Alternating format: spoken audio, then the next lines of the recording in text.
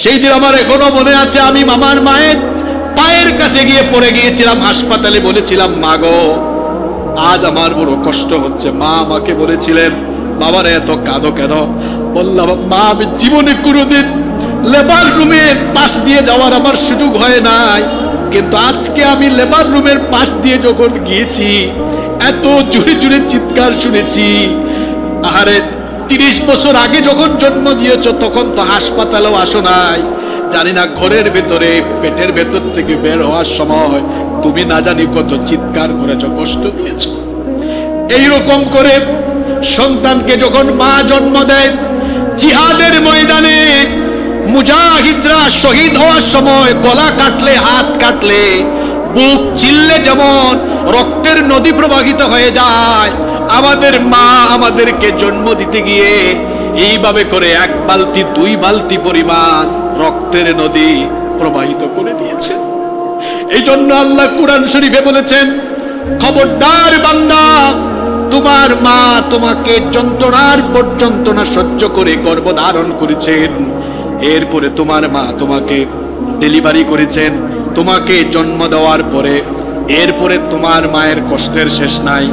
আপনারা ইতিমধ্যে জেনেছেন যে গত জুমাবারে সকাল 9টায় আমার মা আল্লাহর জিম্মায় চলে গিয়েছেন।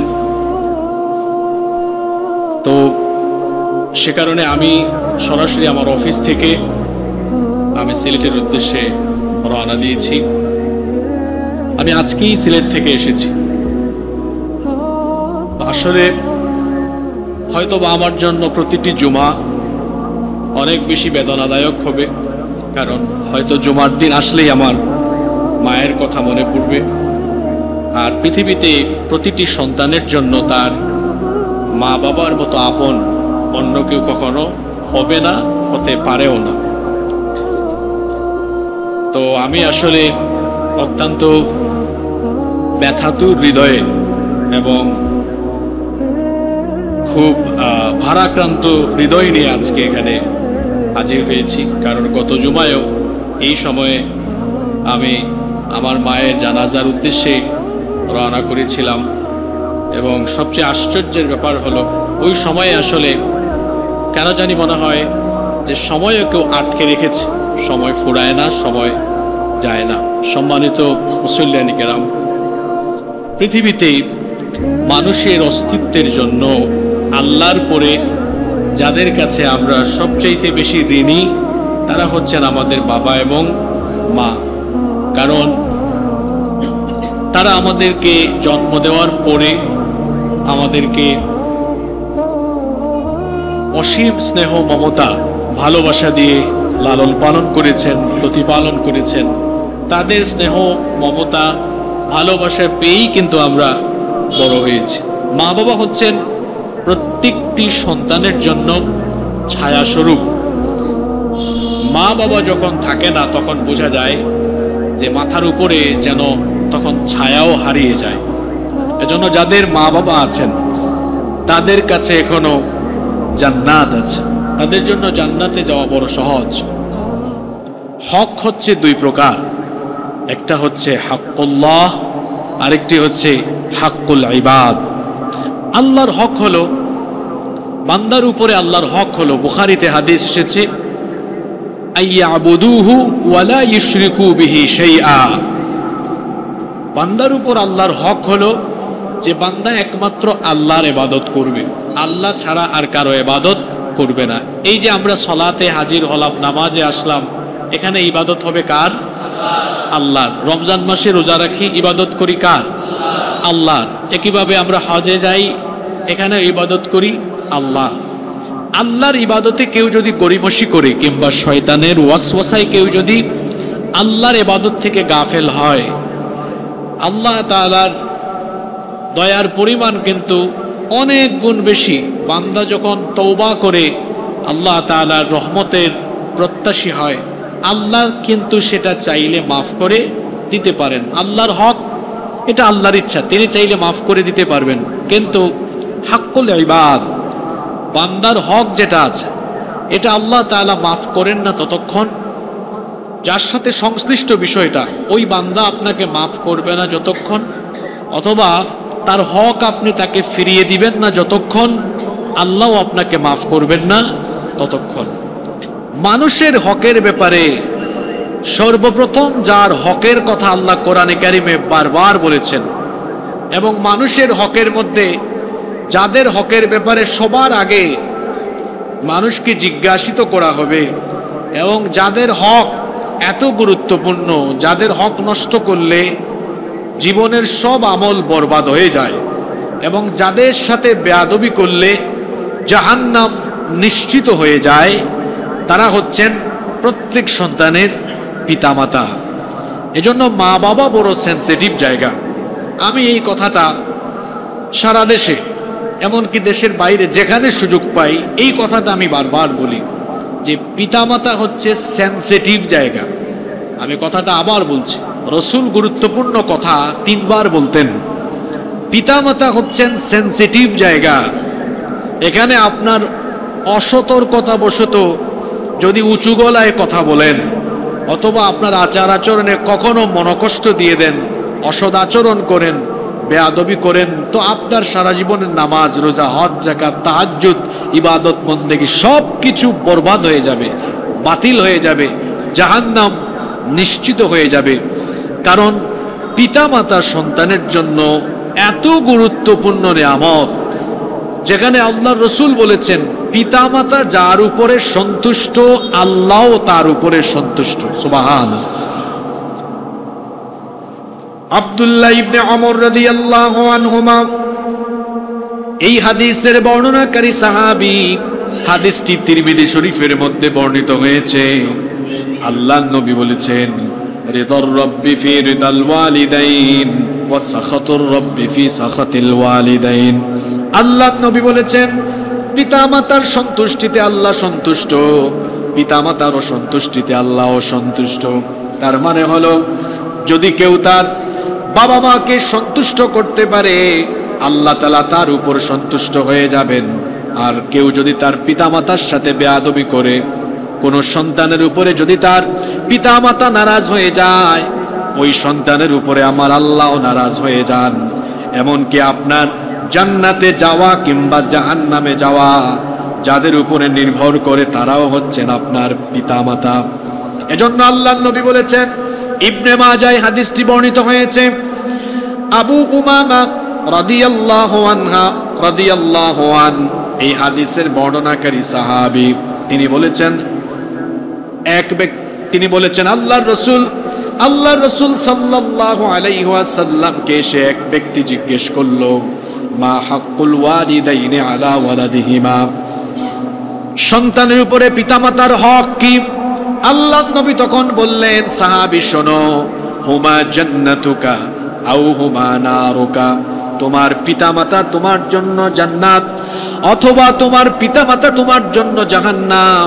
এর মানে হলো, পিতামাতার খেদমত করে তাদেরকে যদি খুশি করতে পারো, তাহলে তোমাকে খুশি হয়ে যিনি জান্নাত দিয়ে দিবেন, জোরে বলেন তিনি কে?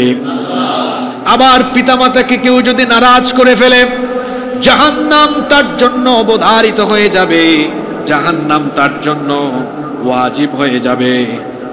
আল্লাহর কাছে পিতামাতার খেদমত, আল্লাহর কাছে এটা বড় দামি আমল, এটা বড় পছন্দনীয় এবং গুরুত্বপূর্ণ আমল। আব্দুল্লাহ ইবনে মাসউদ রাদিয়াল্লাহু আনহু হাদিসটি বর্ণনা করেছেন। তিরমিজিতে হাদিসটি এসেছে, এক লোক এসে আল্লাহর নবীকে জিজ্ঞেস করলো, আইয়ুল আমালি আফদালু ইলাল্লাহ, আল্লাহর কাছে সবচাইতে উত্তম আমল কোনটি? আল্লাহর নবী তখন বললেন, as-salatu limawaqiতিহা, 5 ওয়াক্ত যথাসময়ে নামাজ আদায় করা, এটা হচ্ছে আল্লাহর কাছে সবচাইতে পছন্দের কাজ। সাহাবী জিজ্ঞেস করলেন, সুম্মা আই, অতঃপর কোন কাজটি আল্লাহর কাছে সবচেয়ে পছন্দনীয়? আল্লাহর নবী তখন বললেন, বিররুল ওয়ালিদাইন, পিতামাতার সাথে সদাচরণ করা, এটাও আল্লাহর কাছে পছন্দনীয়। পিতামাতার সাথে কেউ যদি অসদাচরণ করে, এটা এত বড় মাপের কবিরা গুনাহ, বড় বড় যত কবিরা গুনাহ আছে, শিরকের পরেই হচ্ছে পিতামাতার অবাধ্যতার কবিরা গুনাহ। এজন্য আল্লাহর নবী সাহাবীদেরকে একদিন ডেকে বললেন, আলা উনাব্বিউকুম বিআকবারিল কাবাইর, আমি কি তোমাদেরকে বড় বড় কবিরা গুনাহ সম্পর্কে সাবধান করব না? আমি কি তোমাদেরকে বড় বড় কবিরা গুনাহ সম্পর্কে সচেতন করব না? আল্লাহ রসুলের সাহাবীরা বললেন অবশ্যই। আল্লাহ নবী তখন বললেন সবচাইতে বড় কবিরা গুনাহ হলো আল ইশরাকু বিল্লাহ, আল্লাহর সাথে শিরক করা, এটা হচ্ছে সবচাইতে বড় কবিরা গুনাহ। ওয়া উকুকুল ওয়ালিদাইন, আল্লাহর সাথে শিরক, এটা সবচেয়ে বড় কবিরা গুনাহ। এরপরেই সবচেয়ে বড় যে কবিরা গুনাহ সেটা হলো পিতামাতার অবাধ্য হওয়া। কেউ যদি তার পিতামাতার অবাধ্য হয়ে যায়, পিতামাতাকে কষ্ট দিয়ে দেয়, তাহলে আল্লাহ তাআলা ওই ব্যক্তির উপর নারাজ হয়ে যাবেন। তার জীবনের যত আমল আছে সকল আমলগুলোকে আল্লাহ বরবাদ করে দিবেন। এজন্য আল্লাহ তাআলা সরাসরি কোরআনে কারীমে তার ইবাদতের পরেই যাদের আনুগত্য, যাদের খেদমত করতে হবে, আল্লাহ বলেছেন আমার ইবাদতের পরে, আমার আনুগত্যের পরে তোমার পিতামাতার তুমি খেদমত করবে। এজন্য রব্বুল আলামিন কোরআনুল কারীমের 17 নম্বর সূরা, সূরা বনী ইসরাঈলের 23 নম্বর আয়াতে বললেন ওয়া ক্বাদা রাব্বুকা আল্লা তা'বুদু ইল্লা ইয়্যাহু ওয়া বিল ওয়ালিদাইনি ইহসানা। আর তোমার রবের তরফ থেকে ফয়সালা হয়েছে, তোমার রবের তরফ থেকে এই আদেশ হয়েছে তোমরা একমাত্র আল্লাহর গোলামি ছাড়া, আল্লাহর ইবাদত ছাড়া অন্য কারো ইবাদত করবে না। আল্লাহর ইবাদতের পরে তোমাদের জন্য দায়িত্ব হলো ওয়াবিল ওয়ালিদাইনি ইহসানা, তোমাদের পিতামাতার সাথে সদাচরণ করা, তোমাদের পিতামাতার খেদমত করা। আল্লাহর ইবাদতের পরে পিতামাতার খেদমত করতে হবে, এই হুকুম যিনি দিয়েছেন, গলার আওয়াজ বড় করে বলেন তিনি কে? এজন্য সাবধান, বাবা এবং মায়ের সাথে কথা বলতে গিয়ে কখনো গলার আওয়াজকে বড় করবেন না, আদবের খেলাফ হয় এমন কোনো কাজ করবেন না। পিতামাতা বড় সেনসিটিভ জায়গা। বাবার সাথে উঁচা গলায় কথা বলার আগে চক্ষু বন্ধ করে জন্মের পরে আপনার অসহায়ত্বের সময়ের কথা আপনি মনে করবেন। যারা বিয়ে করেছেন তারা এই বিষয়টা সবচেয়ে বেশি অনুধাবন করতে পারেন। আপনার সন্তান জন্মের পরে তার প্রতি আপনার কত মায়া, কত মমতা। একটু অসুস্থ হলে পরে তাকে নিয়ে হাসপাতালে দৌড়ান। আপনার বাচ্চা রাতের বেলা কান্না করলে আপনার খারাপ লাগে না, সাথে সাথে ঘুম থেকে উঠে আপনি আপনার সন্তানকে কোলে নিয়ে ঘুম পাড়ান। তো এখন আপনার বুড়া বাবা ঘরের মধ্যে থাকে, বয়স্ক মানুষ, অসুস্থতার কারণে রাতের বেলা ঘুমাতে পারে না, একবার লাইট জ্বালায় আরেকবার লাইটের সুইচ বন্ধ করে। আপনার এটা ভালো লাগে না, পাশের রুম থেকে আপনি নানা কিছু বলা বলি করেন। কই আপনি যখন ছোট ছিলেন আপনার বাবা তো কোনোদিনও আপনার উপর অসন্তুষ্ট হয়ে গালি দেয় নাই, বকাও দেয় নাই, বরং যখনই আপনার ঘুম ভেঙেছে সাথে সাথে আপনাকে কোলে নিয়েছে। বাবার সাথে কথা বলার আগে, বেয়াদবি করার আগে সেই অসহায়ত্বের সময়ের কথা মনে করবেন। আপনি যখন খুব ছোট ছিলেন আপনার বাবা আপনাকে মুখে তুলে তুলে খাবার দিয়েছেন। এমনকি যখন ঈদের সময় এসেছে আপনার বাবার কাছে পয়সা ছিল না, টাকা ছিল না, সেই ছোটবেলায় আপনার কত বায়না ছিল, কত রকমের দাবি আপনার বাবার কাছে ছিল। বাবা এই ঈদে আমাকে পাঞ্জাবি কিনে দিতে হবে, শার্ট কিনে দিতে হবে, ফতোয়া কিনে দিতে হবে, এই ড্রেসটা কিনে দিতে হবে। এই রকম কত রকমের দাবি ছিল, কত রকমের অনুরোধ ছিল। আপনার বাবার কাছে টাকা ছিল না, পয়সা ছিল না। আপনার বাবা নিজে ছেঁড়া কাপড় পরিধান করত, ছেঁড়া লুঙ্গি, ছেঁড়া শার্ট, ছেঁড়া জামা কাপড় পরে। কিন্তু ঈদের সময় আপনার মনটা যেন খারাপ না হয় সেই জন্য পাশের বাড়ির অন্য কোনো মানুষের কাছে গিয়ে হাতটা পেতে দিয়েছে, ভাই আমার বাচ্চাটা ঈদের দিন মনটা যেন খারাপ না করে, এজন্য তোমার কাছে হাত পেতেছি, আমাকে কিছু টাকা ধার দাও, সময় মতো দিব। এভাবে করে ধার এনেছে, কিংবা কারো কাছে জোর জবরদস্তি করে অনুরোধ করে টাকা এনে ঈদের দিন আপনাকে কিন্তু নতুন কাপড় পরিধান করিয়েছে, নিজে আবার ছেঁড়া কাপড় পরিধান করে ঈদগাহে কিংবা ঈদের নামাজে এসে হাজির হয়েছে। সেই বাবার সাথে কথা বলার আগে, উঁচা গলায় কথা বলার আগে, সেই বাবার সাথে বেয়াদবি করার আগে সেই অসহায়ত্বের সময়গুলোর কথা আপনি মনে করবেন। অনেকের বাবা আছে অসুস্থ, চিকিৎসা করায় না।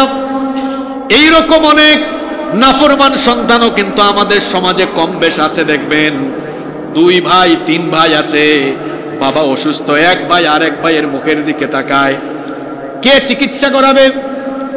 একটু অপেক্ষা করে দেখি বড় ভাই করায় কিনা, মেজো ভাই করায় কিনা, অথবা অন্য কেউ নিয়ে যায় কিনা অপেক্ষা করে। আরে নাফরমান সন্তান, তুমি যখন ছোট ছিলে তোমার অল্প একটু অসুস্থতা হলে তোমার বাপ অপেক্ষা করে নাই দেখি অন্য কেউ এগিয়ে আসে কিনা, নিজে তখন কাঁধের মধ্যে নিয়ে তারপরে আপনাকে নিয়ে দৌড়িয়েছে। সেই বাবা আজকে বুড়া মানুষ, অসুস্থ হয়ে বিছানায় পড়ে আছে, আপনি একটু বাবার রুমে যান না, বাবার মাথায় একটু হাতও বুলান না। কি অবস্থা, কি নাফরমানি আপনার আরম্ভ হয়ে গেল। আল্লাহর নবী বলেছেন, খবরদার নিজের পিতাকে কষ্ট দিও না, কারণ তোমার পিতা তোমার জন্য অসহনীয় যন্ত্রণা কষ্ট সহ্য করেছেন। ছোটবেলা আমাদের বাবা, এখন আমরা যারা বিবাহিত, আমাদের যাদের সংসার হয়েছে, আমরা কত কষ্ট করি, এগুলো এখন ফিল করবেন যখন আপনার বাবা আপনাকে লালন পালন ভরণ পোষণ করেছে। আপনার বাবাও মাথার ঘাম পায়ে ফেলে হয় চাকরি করেছে, ব্যবসা করেছে, যে কোনো কাজ করে আপনার লেখাপড়া শিখিয়েছে, আপনাকে মানুষের মতো মানুষ করেছে। আল্লাহর নবী বলেছেন, সেই বাবাকে কখনো কষ্ট দিও না। আর বাপের চাইতে মায়ের ব্যাপারে আরো বেশি সতর্কবার্তা দেওয়া হয়েছে। একবার এক সাহাবী নবীজির কাছে আসলেন, সবচাইতে বেশি সংখ্যক হাদিস যে সাহাবী বর্ণনা করেছেন তার নাম হচ্ছে আবু হুরায়রা রাদিয়াল্লাহু আনহু। তিনি বলছেন, জাআ রাজুলুন ইলা রাসূলিল্লাহি সাল্লাল্লাহু আলাইহি ওয়াসাল্লাম ফাকাল, এক লোক রাসূল করিম সাল্লাল্লাহু আলাইহি ওয়াসাল্লামের কাছে আসলো, এসে বলল, ইয়া রাসূলুল্লাহ, আমরা বলি সাল্লাল্লাহু আলাইহি ওয়াসাল্লাম, মান আহাক্কুন নাসি বিহুসনি সাহাবাতি, আমার কাছ থেকে উত্তম আচরণ পাওয়ার দিক থেকে কে সবচাইতে বেশি অগ্রগামী? অর্থাৎ মানুষের মধ্যে আমার কাছ থেকে কে সবচাইতে সুন্দর আচরণ পাওয়ার অধিকার রাখে? আল্লাহর নবী বললেন, উম্মুক, তোমার মা। সাহাবী দ্বিতীয়বার প্রশ্ন করলেন, সুম্মা মান, এরপরে কে? আল্লাহর নবী বললেন, উম্মুক। দ্বিতীয়বারও বললেন, তোমার মা। সাহাবী তৃতীয়বার জিজ্ঞেস করলেন, সুম্মা মান, অতঃপর কে? আল্লাহর নবী তৃতীয়বারও জবাব দিলেন, উম্মুক, তোমার মা। সাহাবী চতুর্থবার প্রশ্ন করলেন, সুম্মা মান, অতঃপর কে? আল্লাহর নবী চতুর্থবার বললেন, আবুকা, তোমার বাবা। প্রথম 3 বার আল্লাহর নবী মায়ের কথা বলেছেন, আর বাপের কথা চতুর্থবার বলেছেন। মায়ের কথা বললেন 3 বার, আর বাবার কথা বললেন কয়বার? সবাই বলেন কয়বার? প্রশ্ন হতে পারে, কি কারণে আল্লাহ তাআলা বাবার কথা কি কারণে আল্লাহর নবী মায়ের কথা 3 বার বললেন আর বাবার কথা 1 বার বললেন? এর কারণ হলো, পৃথিবীর মায়েরা এমন 3টা যন্ত্রণা, এমন 3টা কষ্ট সহ্য করে যা পৃথিবীর কোনো বাবা কিংবা পুরুষ মানুষের সহ্য করতে হয় না। এবং এই 3টা যন্ত্রণা, 3টা কষ্ট, এই কষ্ট হলো এমন, পৃথিবীতে এর চাইতে সীমাহীন কষ্ট আকাশের নিচে জমিনের উপর আর হতে পারে? কোন 3টা কষ্ট মা সহ্য করলেন যা বাবা করেন নাই? 1 নাম্বার হলো, মা একটানা কয়েক মাস কিংবা 10 মাস সন্তানকে পেটে ধারণ করেছেন। এটা পৃথিবীর কোনো বাবা করে নাই, এটা মা করেছেন। এটা মায়ের কষ্ট। এই কষ্টটা এত জটিল, এই কষ্টটা এত কঠিন। আল্লাহ তাআলা এই কষ্টের কথা কোরআনে কারীমের একাধিক আয়াতে এভাবে বলছেন। কোরআনে কারীমের 46 নম্বর সূরা সূরাতুল আহকাফের 15 নম্বর আয়াতে আল্লাহ বলছেন, ওয়া ওয়াসাইনাল ইনসানা বিওয়ালিদাইহি ইহসানা, পৃথিবীর মানুষকে আমি ওসিয়ত করছি, নির্দেশ দিচ্ছি, তারা যেন তাদের পিতামাতার সাথে সদাচরণ করে, তারা যেন তাদের বাবা মার খেদমত করে। বাবা মার কথা বলার পরে আল্লাহ প্রসঙ্গ মায়ের দিকে নিয়ে গেলেন, বাপকে রেখে দিলেন। আল্লাহ আবার মায়ের কথা বলা শুরু করলেন। আল্লাহ বললেন, বিশেষ করে তোমার মায়ের কথা মনে রেখো। তার কারণ হলো হামালাতহু উম্মুহু কুরহা ওয়া ওয়াদাআতহু কুরহা ওয়া হামলুহু ওয়া ফিসালুহু 30 শাহরা। বাপের প্রসঙ্গ রেখে আল্লাহ সরাসরি মায়ের দিকে চলে গেলেন। মায়ের প্রসঙ্গটা টেনে এনে আল্লাহ বললেন, তোমার মা তোমাকে বড় কষ্ট করে গর্ভধারণ করেছে, বড় কষ্ট করে তোমাকে দুধ পান করিয়েছে, বড় কষ্ট করে গর্ভধারণের পরে তোমাকে প্রসব করেছে। যে 3টা কষ্ট মা সহ্য করেন, 3টা কষ্টের কথা আল্লাহ এই আয়াতে বলে দিলেন। প্রথম কষ্ট হলো গর্ভধারণের কষ্ট, দ্বিতীয় কষ্টটা হলো সন্তান ডেলিভারির কষ্ট, 3 নম্বর কষ্টটা হলো একটানা 2 বছর দুধ পান করানোর কষ্ট। আচ্ছা বলেন তো দেখি, এই 3টা কাজ বাবার না মায়ের? জোরে বলেন, বাবার না মায়ের? আপনাদের যে মেজাজ, পৃথিবীর বাপদের যে মেজাজ, আপনার সন্তান আপনার কুলে উঠে কখনো দুষ্টামি করলে আপনার রাগ ওঠে, আপনি বলেন মনটা চায় তোরে আছাড় মারি। কিন্তু মা এত কষ্ট সহ্য করেছেন, একটানা 10টা মাস আমরা সবাই মায়ের পেটের মধ্যে লাথি দিয়েছি, গুঁতা দিয়েছি। একটা দিনও আমাদের মা এটার জন্য বিরক্ত ফিল করে নাই, এটার জন্য তার কখনো খারাপ লাগে নাই, বরং নীরবে নীরবে চোখের পানি ছেড়েছে আর বলেছে, আল্লাহ আমার যত কষ্টই হোক না কেন আমার সন্তানকে দুনিয়ার আলো বাতাস দেখাও। গর্ভধারণের এই কষ্টের কথা আল্লাহ কোরআনে এভাবে বলেছেন।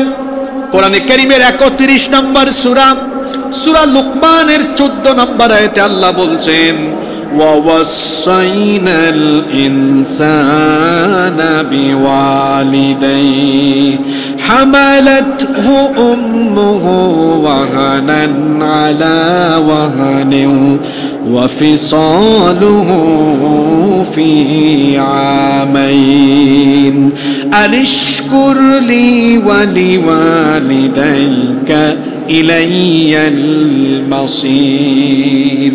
আল্লাহ তাআলা বলছেন, তোমার মা তোমাকে কিভাবে গর্ভধারণ করেছেন বান্দা শোনো। হামালাতহু উম্মুহু ওয়াহনান আলা ওয়াহনিন।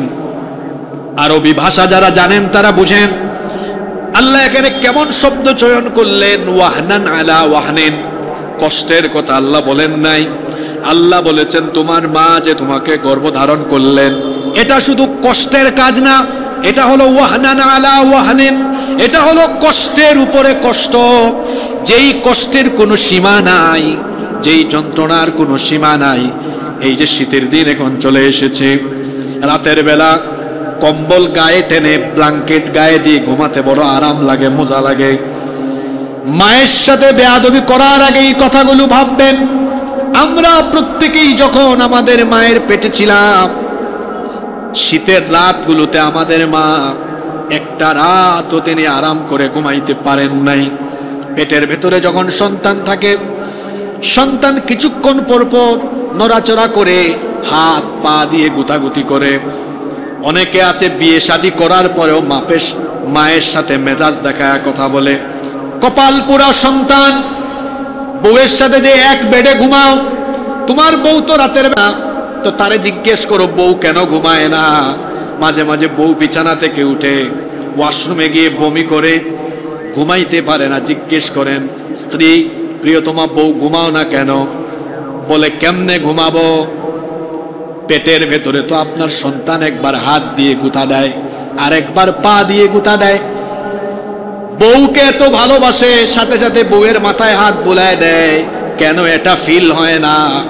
আহারে, আমি যখন আমার মায়ের পেটে ছিলাম, এইভাবে তো আমার মায়ের পেটও আমি লাথি দিয়েছিলাম, আমার মায়ের পেটেও আমি গুঁতা দিয়েছিলাম।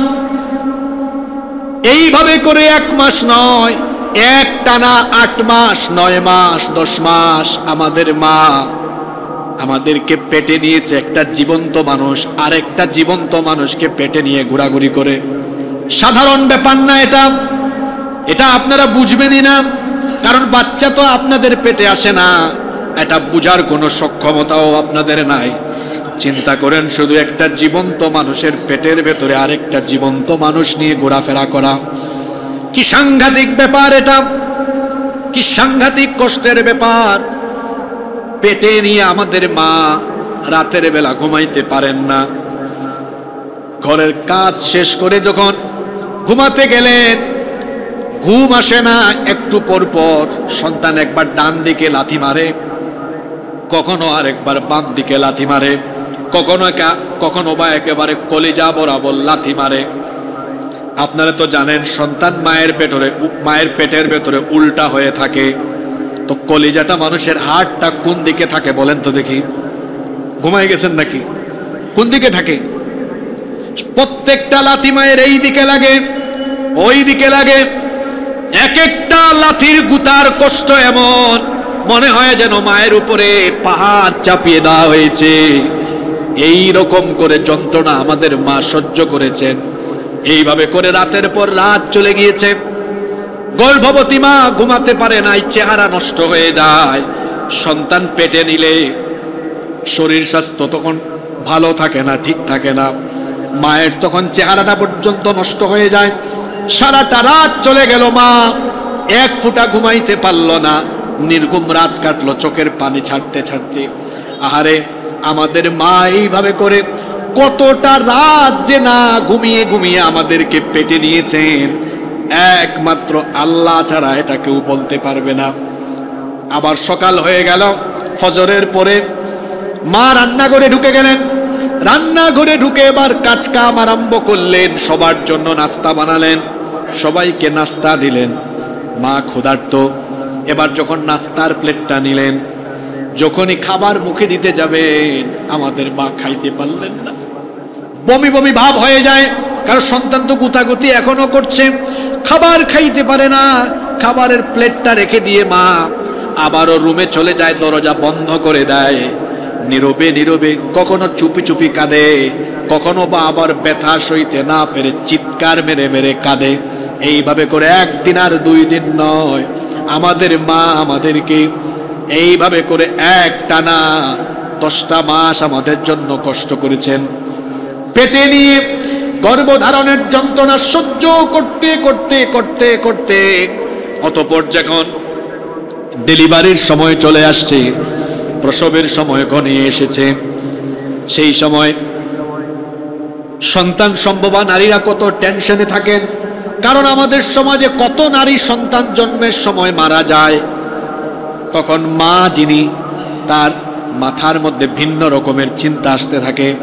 আহারে, একটানা এতগুলা মাস সন্তানকে পেটে নিলাম, এখন যদি জন্ম হওয়ার আগেই পেটের ভেতর মারা যায়, কিংবা হওয়ার সময় যদি অসুবিধা হয়, মা তখন চিন্তায় পড়ে যান, পেরেশানিতে পড়ে যান। ওই টাইমটাতে নামাজ পড়াও বড় কষ্ট। আরে আমাদের মা তখনও আল্লাহর দরবারে হাত তুলে বলেছেন, রব, এত কষ্ট করে এতগুলো মাস আমার সন্তানকে পেটে ধারণ করলাম, এখন এই ডেলিভারির সময়ে আমার সন্তানকে জন্ম দিতে গিয়ে যদি মরণ হয়, আমার মরণ দিয়ে দিও, কিন্তু আমার সন্তানটাকে তুমি বাঁচিয়ে রাখিও। ইনি হচ্ছেন সেই মা। তারপরে ডেলিভারি যখন আরম্ভ হয়, গত 15-20 বছর ধরে তো সিজার আরম্ভ হয়েছে, কিন্তু আমাদের মা, চাচি, দাদিদের জামানায় কোনো সিজার ছিল না। এত কষ্ট সন্তান ডেলিভারি করা, ডেলিভারির সময় এত কষ্ট, ডেলিভারির সময় এত যন্ত্রণা, যখন বেদনা আরম্ভ হয়ে যায়, মনে হয় যেন সারা দুনিয়ার কষ্ট তখন মায়ের, গর্ভবতী মায়ের আরম্ভ হয়ে যায়।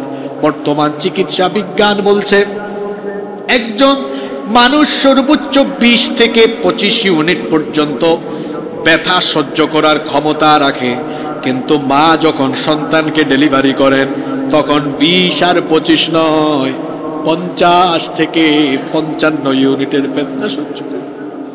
চিন্তা করেন, যেখানে 25-এর উপর চলে গেলে মানুষ মারা যাওয়ার অবস্থা হয়ে যায়, সেইখানে আমাদের মা কিভাবে করে 50 আর 55 পর্যন্ত মারাত্মক এই যন্ত্রণা সহ্য করেছেন, এটা মা ছাড়া কেউ বুঝবে না। শুধু কি তাই, একজন মা সন্তানকে ডেলিভারি করতে গিয়ে তার এত কষ্ট হয়, আমি আমার জীবনে 2-3 বার লেবার রুমের পাশ দিয়ে যাওয়ার নসিব হয়েছিল।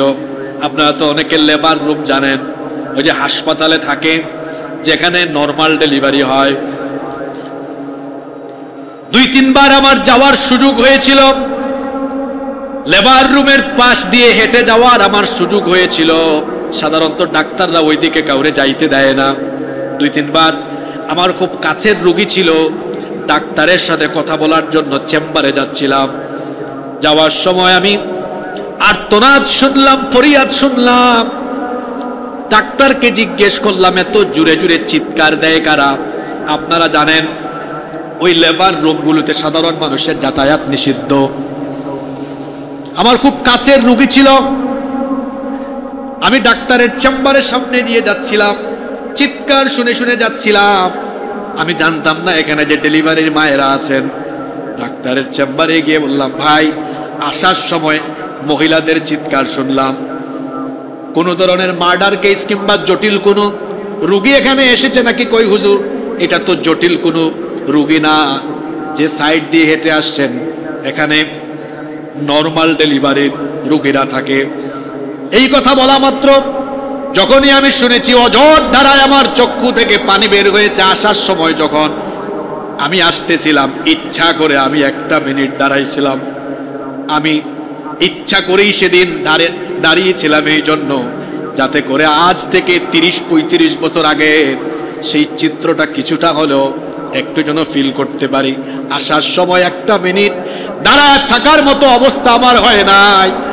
একটু পরপর যখন চিৎকার শুনেছি এক একজন মা সন্তান জন্ম দিতে গিয়ে যে চিৎকারটা মারে, আমি সেদিন অনুধাবন করেছি যদি আমাদের উপরে পাহাড় চাপায়া দেওয়া হয়, এরপরও হয়তো আমরা এত জোরে চিৎকার মারবো না।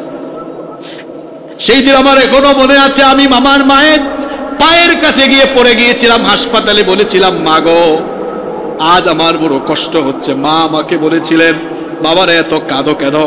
বললাম, মা আমি জীবনে কোনোদিন লেবার রুমের পাশ দিয়ে যাওয়ার আমার সুযোগ হয় নাই, কিন্তু আজকে আমি লেবার রুমের পাশ দিয়ে যখন গিয়েছি এত জোরে জোরে চিৎকার শুনেছি। আহারে 30 বছর আগে যখন জন্ম দিয়েছ তখন তো হাসপাতালেও আসো নাই, জানি না ঘরের ভেতরে পেটের ভেতর থেকে বের হওয়ার সময় তুমি না জানি কত চিৎকার করেছ, কষ্ট দিয়েছ।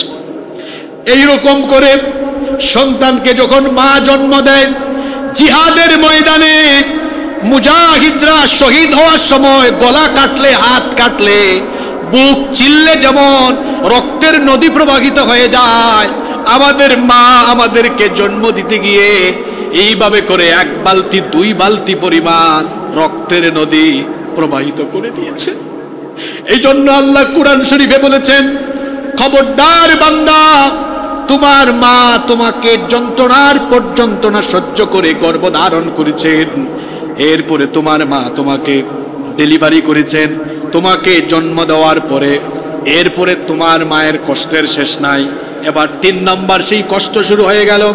3 নম্বর সেই কষ্টটা হলো, মা সন্তানকে বুকের দুধ একটানা 2টা বছর বুকের দুধ পান করিয়েছেন। যখনই সন্তান, আপনার তো কোনো ভাষাই নাই, তখন কথাও বলতে পারেন না, শুধু অল্প একটু কান্না করলেই মা এরপরে বুকে এসে জড়ায় ধরে বুকের দুধ পান করায়। আর ওই সময়গুলোতে মা এত কষ্ট সহ্য করেছে, এত যন্ত্রণা সহ্য করেছে। আপনারা বাবার জাত, আপনাদের হাতের মধ্যে পায়খানার গন্ধ লাগে, আপনারা খাবার খেতে বসলে, আপনারা এমন কেউ যদি খাবার খেতে বসলে পাশে পায়খানা করে, বাচ্চা পায়খানা করে, আপনি খাইতে পারেন না, উঠে চলে যান, অথবা বলেন পায়খানা সাফ করে, এটার গন্ধ লাগে। কিন্তু আহারে আমাদের মা, আমরা ছোটবেলায় মায়ের কুল জুড়ে আমরা পেশাব করেছি, পায়খানা করেছি, এমনকি মা যখন খাবার খেতে বসেছে তখনও পায়খানা করেছি। মা খাবারের প্লেটটা রেখে পায়খানা সাফ করেছে, কিন্তু মায়ের হাতে পায়খানার গন্ধ লাগে না। সেই মা এইভাবে করে কষ্ট আর যন্ত্রণা সহ্য করে করে আমাদেরকে তারপরে বড় করে তুললেন। সীমাহীন যন্ত্রণা, সীমাহীন কষ্ট। এত যন্ত্রণা পৃথিবীর কোনো মানুষ সহ্য করতে পারে না। আপনি রাতের বেলা পেশাব করে দিতেন। এই যুগে প্যাম্পাস বের হয়েছে। আমরা যখন ছোট ছিলাম আমাদের জামানায় এগুলা ছিল না। 40টা 50টা কাঁথা রাখা লাগতো। একবার পেশাব করে কাঁথা ভিজায় আরেকটা কাঁথা দেয়। কি বলেন, যাদের বয়স 30-40 হয়েছে, আমাদের জামানায় প্যাম্পাস ছিল? কথা বলেন না কেন, ছিল? সন্তান যখন একবার পেশাব করেছে, এত বেশি পেশাব করেছে, ডান পাশটা ভিজায় ফেলেছে, মা সাথে সাথে ঘুম থেকে উঠে ডান পাশে আরেকটা কাঁথা চেঞ্জ করেছে, ওইটাও ভিজায় দিয়েছে। মা এবার সন্তানকে বাম পাশে এনেছে, কিছুক্ষণ পর এবার বাম পাশটাও ভিজায় ফেলেছে। মা এবার চিন্তা করলো সন্তানকে কোন জায়গায় শোয়াবো। ডান পাশও ভিজায় দিয়েছে, বাম পাশও ভিজায় দিয়েছে, কোথায় এবার শোয়াবো? মা চিন্তা করলো যেই জায়গাটাতে আমি শুয়ে আছি ওই জায়গাটা তো এখনো উষ্ণ আছে, শুকনা আছে। মা তখন ওই পেশাব করা জায়গায় নিজে চলে যায়। শীতের রাতে পেশাব করা জায়গায় মা নিজে ঘুমায়। এরপরে সন্তানকে তার উষ্ণ আর শুকনা জায়গায় ঘুম পাড়ায়। কিছুক্ষণ পরে যখন ওই জায়গাটাও সন্তান ভিজায় ফেলে, মা চিন্তা করে এখনো ফজর হতে আরো 1 ঘন্টা বাকি আছে, সন্তানকে কোথায় ঘুম পাড়াবে? আমাদের জনম দুঃখিনী মমতাময়ী মা তখন বাচ্চাকে কষ্ট দেয় নাই, নিজে পেশাব করা জায়গায় শুয়ে সন্তানকে বুকের উপর নিয়ে সারাটা রাত বুকের উপরে ঘুম পাড়িয়েছে। এইভাবে করে আমাদের মা কষ্ট, দুঃখ, যন্ত্রণা সহ্য করে করে তিল তিল করে আমাদেরকে বড় করে তুলেছেন। আপনি যখন বড় হয়েছেন তখনও কিন্তু আপনার মায়ের কষ্টের শেষ হয় না। দেখবেন আপনি যখন বাসার বাইরে থাকবেন, আপনার জন্য সবচেয়ে বেশি যিনি টেনশন করবেন তিনি হলেন আপনারা বাড়ির বাইরে গেলে সবচেয়ে বেশি টেনশন কে করে বলেন তো? এখানে আমার সামনে যারা বসে আছেন, আপনারা যারা বিদেশে থাকেন, দেশের বাইরে থাকেন, প্রবাসীদের কষ্ট দেশের মানুষরা কিন্তু বুঝে না। এরা মনে করে প্রবাসে যারা আছে বহু আরামে আছে, অনেক টাকা পয়সা কামায়। প্রবাস জীবনটা এত কষ্টের, টাইম মেনটেন করে সেখানে কাজ করতে হয়, ঘুমাইতে হয়, আজে বাজে সময় নষ্ট করার কোনো সুযোগ থাকে না। ডিউটি করে এসে নিজের রান্নাটা নিজে করে খায়, নিজের সব কাজ নিজে করে খায়। বাংলাদেশে আসার আগে কয়েক মাস কষ্ট করে করে টাকা জমায়, তারপরে শপিং করে যখন এয়ারপোর্টে এসে নামে, আপনার স্ত্রী, সন্তান, ভাই বোন সবাই বেল্টের দিকে তাকায় থাকে কোন সময় লাগেজ আসবে। অথবা এয়ারপোর্টে সবাই যদি নাও যায়, আপনি বাড়িতে যখন যাবেন, আপনি যখন গাড়ি থেকে লাগেজ নামাবেন, সবার নজর দেখবেন লাগেজের দিকে।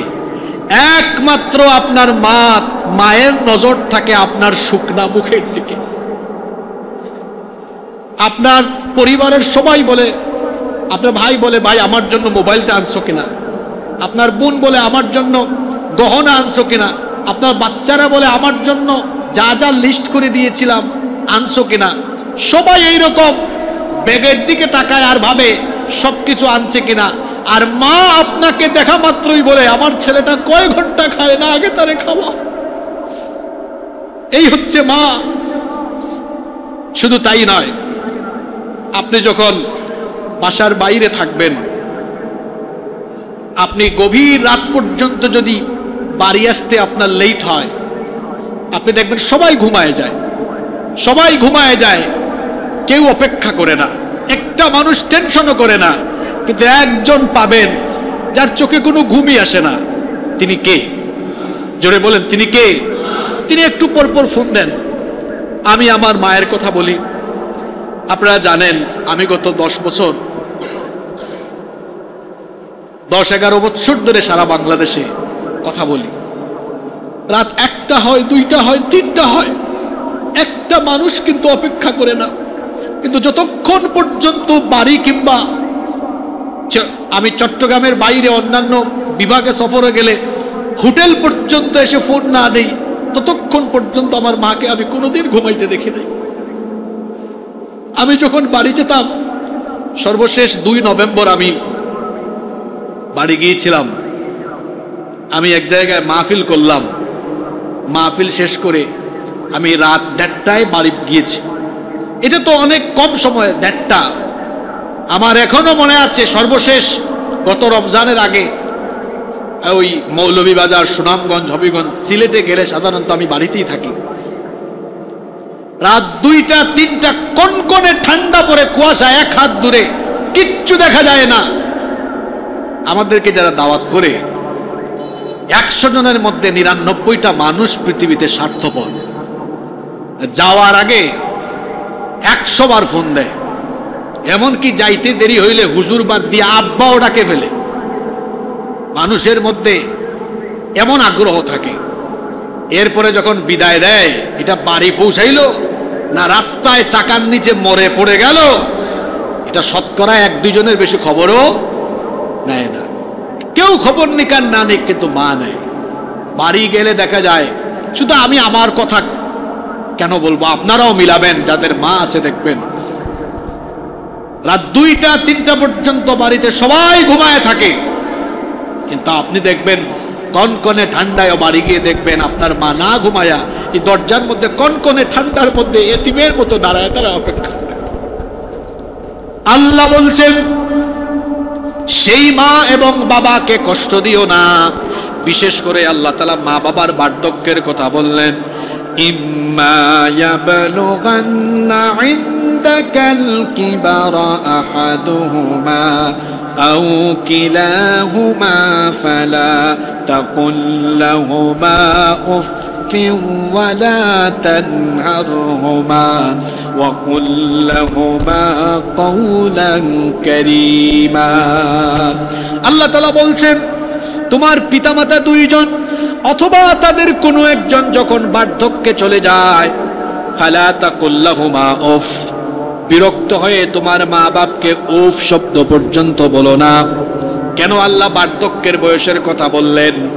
কারণ মানুষ যখন বুড়ো হয়ে যায়, তখন মানুষ আবার শিশুর মতো হয়ে যায়। এজন্য আল্লাহ বার্ধক্যের কথা বলেছেন। বুড়া বয়সে মা বাবা আপনার কষ্ট হয় এমন অনেক কথা বা আচরণ দেখাতে পারে। আল্লাহ বলছেন, তখন তুমি তোমার পিতা মাতাকে বিরক্ত হয়ে উফ শব্দ বলো না, এমনকি ওয়ালা তানহারহুমা, ধমক দিও না, ধমকের স্বরে কথা বলো না। আমরা বললাম, আল্লাহ কি করে আমরা আমাদের আব্বা আম্মার সাথে কথা বলবো আপনি শিখিয়ে দেন। আল্লাহ বললেন, ওয়াকুল লাহুমা কওলান কারীমা, সবচেয়ে সম্মানের ভাষায়, ভদ্র ভাষায় মা বাবার সাথে কথা বলো। পিতা মাতার সাথে যদি একদিন গলার আওয়াজ বড় করে কথা বলেন, মনে রাখবেন আপনার সারা জীবনের সমস্ত আমল বরবাদ হয়ে যাবে। আমরা মাঝে মাঝে বিভিন্ন জায়গায় যাই, অনেকে বলে, হুজুর মেজাজ ঠিক রাখতে পারি না, আমার মা এটা এটা করে, বেইনসাফি কথাবার্তা অনেক সময় বলে ফেলে। কিসের বেইনসাফি কথাবার্তা? আল্লাহ তো কোরআন শরীফে বলেছেন, তোমার মা তোমার বাপ যদি কাফের হয়, তুমি সন্তান হিসাবে আওয়াজ করতে পারবা না, একদম চুপ। ওয়াসাহিবহুমা ফিদ দুনিয়া মারুফা, পৃথিবীতে দুনিয়ায় তোমার মা বাবার সাথে তুমি সদাচরণ করো, খেদমত করো। হুকুমটা কার? আসমা বিনতে আবি বকর, তিনি এসে বলছেন, ইয়া রাসূলুল্লাহি সাল্লাল্লাহু, আমার মা মুশরিকা, এখনো ইসলাম গ্রহণ করেননি, আমি কি আমার মায়ের খেদমত করব? আল্লাহ রসুল বললেন, অবশ্যই খেদমত করবে। তোমার মা কাফিরা হলেও, মুশরিকা হলেও তুমি তার খেদমত করবে। পিতা মাতার খেদমতের এত দাম। এক সাহাবী এসে বলেছেন, আমি আপনার সাথে যুদ্ধে যাব, জিহাদে যাব, কারণ তরবারির ছায়ার নিচে আল্লাহর জান্নাত। আল্লাহর নবী তাকে জিজ্ঞেস করলেন, হাল্লাকা মিন উম্মিন, তোমার কি মা আছে? সাহাবী বললেন, হ্যাঁ আমার মা আছে। আল্লাহ রসুল বললেন, তুমি বাড়ি যাও, তোমার মায়ের খেদমত করো, কারণ তোমার মায়ের পায়ের তলায় আল্লাহর জান্নাত রয়েছে। সুবহান, মায়ের পায়ের তলায় আল্লাহর জান্নাত রয়েছে। আপনার নামাজ, আপনার ইবাদত, আপনার সমস্ত নেক আমল বরবাদ হয়ে যাবে যদি আপনার পিতামাতা আপনার উপর নাখোশ হয়ে যান। কেবলমাত্র এক জায়গায় মা বাবার কথা মানা যায় না। কয় জায়গায় মানা যায় না? আল্লাহ বলছেন, ওয়া ইন জাহাদাকা আলা আন তুশরিকা বিমা লাইসা লাকা বিহি ইলমুন ফালা তুতি'হুমা। তোমার পিতামাতা যদি তোমাকে শিরকের কথা বলে অথবা যেই বিষয়ে তোমার কোনো জ্ঞান নেই এমন বিষয়ে কথা বলে অথবা আল্লাহর অবাধ্যতার কথা বলে, ফালা তুতি'হুমা, এই জায়গায় আব্বা আম্মার কথা মানবে না। মনে করেন কোনো মা তার মেয়েকে বলছে তুমি পর্দা করতে পারবা না, এরকম অনেক পরিবার আছে না? মা বাপ বেপর্দা থাকে, মেয়ে পর্দা করে, মা বলে তুমি আমার মতো চলো। এই যে হুকুমটা করলো এটা আল্লাহর আনুগত্যের না অবাধ্যতার? এইসব জায়গায় আম্মা আব্বার কথা মানা যাবে না। এছাড়া পিতামাতা যদি কাফের হয়, জালেম হয়, আল্লাহ বলেছেন তোমার আব্বা আম্মার কি করো? খেদমত করো। এখন অনেকে বিশেষ করে বিয়ে শাদীর পরে অনেকে নবাবজাদা হয়ে যায়। পিতামাতাকে যারা অসম্মান করে, আল্লাহ আপনাদের সামনে লক্ষ লক্ষ মানুষের সামনে কথা বলাবেন, এটা আল্লাহর সিদ্ধান্ত। এই জন্য হয়তো আল্লাহ তাআলা নিজের চোখে এগুলা দেখাইয়াছেন অল্প বয়সে। আমি আমার নিজের চোখে আল্লাহ আমাকে দেখিয়েছেন, এমন কিছু সন্তানদেরকে দেখেছি যারা পিতামাতার খেদমত করে নাই, ভিক্ষা করেও খাইতে পারে না। খাবারের রিজিক নাই, হায়াতের রিজিক নাই, উপার্জনের মধ্যে বারাকা নাই, সমস্ত বরকত আল্লাহ তুলে নেন। এমনও সন্তান আছে, এই এলাকায়ও থাকতে পারে। যদি একাধিক ভাই থাকে তারা ঘরে বসে মিটিং করে। কি মিটিং করে? কয় ভাই চলো আমরা আব্বা আম্মাকে ভাগাভাগি করে খাওয়াই। অনেক ঘর আছে কিন্তু মা এক মাস এই ছেলের ঘরে, আরেক মাস আরেক ছেলের ঘরে থাকে। কি বলেন? এরকম আছে না নাই? ভাগাভাগি করে। তিন ভাই একবার বসছে মিটিংয়ে বসছে, বসে বলতেছে কি, বড় ভাই বলতেছে আমি এক মাস খাওয়াই, মেজো ভাই তুমি এক মাস খাওয়াও না, ছোট ভাই তুমি আরেক মাস খাওয়াও। তিনজনে ভাগ করে নিছে এক মাস করে। কত কি বেকুব নাফরমান ছেলে! চিন্তা করেন তো, ছোটবেলায় আপনাকে লালন পালন করতে গিয়ে আপনার মা বাপ এভাবে কি ভাগাভাগি করেছে? কথা বলেন না কেন? ভাগাভাগি করেছে? মেজো ভাই বলে না এক মাস কেন, 4 মাস করে ভাগাভাগি করি। 3 4 কত? 12। আরেকজন কয় না ভাগাভাগির দরকার নাই, আমারে দিয়ে দেন, আমি একবারে দেখাশোনা লালন পালন চিকিৎসা যা লাগে সব করব, দাবি করি। তা হেরা আবার মনে করে তারা জিতে গেছে। মা বাপের জন্য যারা খরচ করে না, এদের মতো কপাল পুরা সন্তান পৃথিবীতে আর হতে পারে। যারা পিতামাতাকে ভাগ করে, পিতামাতাকে যারা ভাগ করে, এদের মতো নাফরমান পৃথিবীতে আর হতে পারে। কিসের ভাগ করেন আপনি? আপনার বলা উচিত ছিল আমরা একাধিক ভাই থাকলে আমরা পিতামাতাকে ভাগাভাগি করব না, বরং পিতামাতার খেদমতের ব্যাপারে আমরা প্রতিযোগিতা করব। ভাগাভাগি আর প্রতিযোগিতা কি এক জিনিস? যারা বলেন এক জিনিস। একাধিক ভাই আছেন তো খাবার খাইতে বসেন না কেন এইভাবে, যে আলাদা আলাদা পরিবার হয়েছে ঠিক, কিন্তু মাকে আলাদা একটা ঘর দিব, আর খাবারের টাইমে সবাই খাবারের প্লেট নিয়ে খাবার নিয়ে মায়ের সামনে আসবো, এসে মাকে খাওয়াবো, মার সাথে খাবো। ছোটবেলায় আপনাকে খাওয়াইছে কে? আপনার মা, আপনার বাবা। আপনি এটা পারেন না কেন? আপনি এটা পারেন না কেন? আমি যুবকদেরকে উদ্বুদ্ধ করার ব্যাপারে বলি। আমার মা 2021 সাল থেকে অসুস্থ। আপনারা জানেন আমি ঘন ঘন সিলেট যেতাম, মাহবুব সাহেবও জানেন আমি খুব ঘন ঘন সিলেট যাওয়া আসা করতাম, তিনি এখানেও আসতেন, ঘন ঘন যেতাম। আমার মা যেদিন থেকে অসুস্থ হয়েছে, তিনি খুব জটিল রোগে আক্রান্ত ছিলেন, খুব ব্যয়বহুল চিকিৎসা। আমি আমার ভাইদেরকে ডেকে বললাম আমরা কেউ ভাগাভাগি করে মায়ের চিকিৎসা কোনোদিন করাবো না, আমি একাই দায়িত্ব নিলাম। তবে কাউকে আমি বারণ করছি না, আপনারাও আসবেন, সামিল হবেন, কিন্তু ভাগাভাগি করা যাবে না। অনেক পরিবার আছে, আমি নিজের চোখে দেখেছি, তারা চিকিৎসা ভাগ করে। মা বাপের ওষুধ থাকে না, ওষুধ কিনে দেয় না, খাবার দাবার ভাগ করে, এরকম আছে না নাই? এরকম যদি কেউ করে থাকেন, আজকেই গিয়ে আব্বা আম্মার পা ধরে মাফ চাইবেন। যদি মা বাবা আপনার উপর নারাজ হয়ে দুনিয়া থেকে যায়, আজকে সময় নাই, বললাম না, বিশ্বাস করেন আপনার দুনিয়াও যাবে, আখিরাতও যাবে। আল্লাহ বলছেন, তুমি যদি তোমার জীবনে কল্যাণ চাও, আল্লাহ রসুলও বলেছেন, যদি তোমার হায়াতে রিজিকে সম্মান চাও, বরকত চাও, পিতামাতার খেদমত করো। তিনজনের দোয়া সরাসরি কবুল হয়।